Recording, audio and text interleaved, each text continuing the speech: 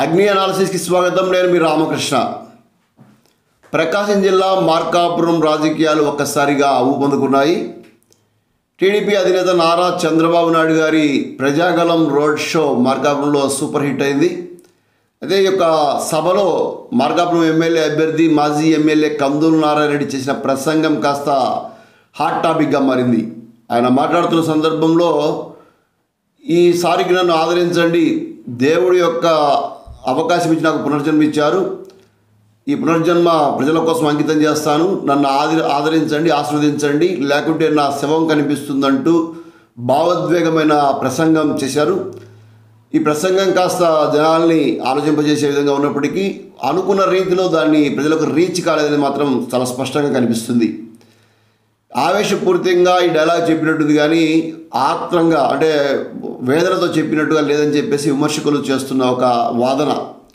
ఏమైనప్పటికీ కందులు నారాయణ రెడ్డి గారు గతంలో కూడా కొన్ని అంశాలప్పుడు గడియార స్తంభంకి ఉరేసుకొని సరిపోతా అని చెప్పడం ఇలాంటి స్టేట్మెంట్ పదే పదే వస్తుండడాన్ని కొంతమంది విమర్శకులు దాన్ని తప్పుగా భావిస్తున్నప్పటికీ ఆయన యాంగిల్లో మాత్రం దానికి కాస్త పాజిటివ్ ఇంపాక్ట్ పెంచే విధంగా కనిపించింది. ఇక ఆయన ఇచ్చిన స్టేట్మెంట్పై రాష్ట్ర ఏపీఐఏసీ చైర్మన్గా ఉన్న ప్రకాశం జిల్లా వైఎస్ఆర్సీపీ అధ్యక్షులు మాజీ ఎమ్మెల్యే జంకే వెంకటరెడ్డి గారు ఘాటుగా స్పందించారు. చంద్రబాబు నాయుడు గారి కార్యక్రమం అయిపోయిన రెండో రోజు మార్కాపురం పట్టణంలో ఎంపీ అభ్యర్థిగా ఉన్న చెవిరెడ్డి భాస్కర్ రెడ్డి గారిని ఆహ్వానించేందుకు వైసీపీ శ్రేణులు బైక్ ర్యాలీ నిర్వహించాయి. బైక్ ర్యాలీ సూపర్ హిట్ అయింది. ఈ బైక్ ర్యాలీ ముగింపు ఎస్వీకేపీ కళాశాలలో ఏర్పాటు చేశారు. అక్కడ ఏర్పాటు చేసిన బహిరంగ సభలో జంకే వెంకటరెడ్డి గారు భావోద్వేగాలకు కనెక్ట్ అవుతుండే కందులు నాయుడు గారు ఏదైతే చెప్పారో దాన్ని డైరెక్ట్గానే స్పందిస్తూ అటాకింగ్ గేమ్ చేయడం ఇక్కడ గమనించాల్సిన విషయం. ఒక పెద్ద ఆయన ఉన్నారు, 3 సార్లు ఓడిపోయారు, ఎందుకు ఓడిపోయారో ఆలోచించాలన్నారు.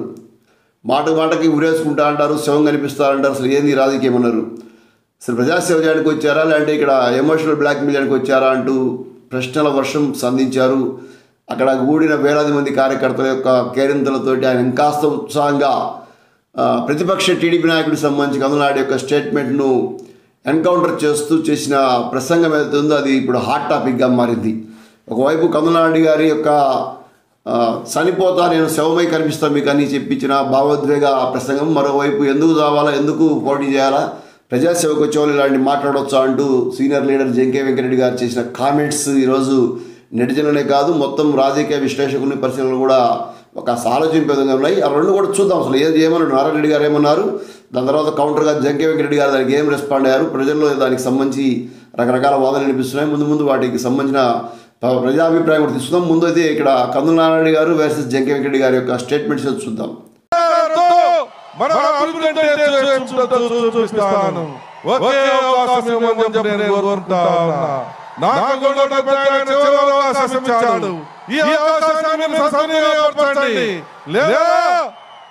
అన్ని రకాలుగా ఆంధ్ర రాష్ట్ర పరిస్థితులను మీ అందరికీ మనవి చేస్తా ఉన్నా, మీ అందరినీ ప్రాధాన్యపడుతూ వేడుకుంటా ఉన్నా. ఒకే అవకాశం, చివరి అవకాశం కల్పించి మన ప్రజలకు న్యాయం జరిగేలా చూసుకునేదానికి అవకాశం కల్పించమని నేను కోరుకుంటున్నా. ఆ భగవంతుడి పునరుద్ధరణని సార్థకం చేసుకునే విధంగా చేయమని చెప్పి ప్రతి ఒక్కరిని కోరుకుంటా ఉన్నా. ఏ పొరపాటు జరిగితే మళ్ళా తిరిగి నా శవాన్ని చూడాల్సిన పరిస్థితి వస్తుంది. ఆ విషయాన్ని గుర్తుపెట్టుకోమని చెప్పి మనందరికీ మనవి చేస్తా ఉన్నా. ఇదే చివరి అవకాశం. పెద్ద నమ్మిన భుజస్కంధాలను పెట్టాడు. ఎన్నో సర్వేలు చేసి ఎన్నో రకాలుగా చర్చించి నాకు ఈ అవకాశం అన్నాడు. అది ఒక తప్పు. ఇక మరి ఇంకొక అభ్యర్థి ఉన్నాడు,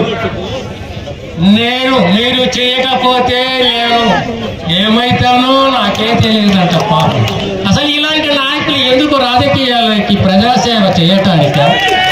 ఒకసారి ఉరి తీసుకుంటున్నాడు, గడియారం స్తంభం దగ్గర పెద్ద మనిషి. నిన్న మీరు గెలిపించకపోతే శవం అంటే ఏంటి? శవం ఎందుకు కావాలి? ఎందుకు నువ్వు ధైర్యంగా పోటీ చేసి గెలవలేకపోతున్నావని నేను అడుగుతున్నా. 3 సార్లు ఓడిపోయావు ఎందుకు?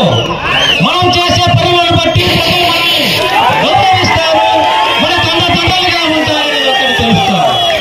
ఆనాడు నువ్వు చేసిన ఘనత ఏమిటి?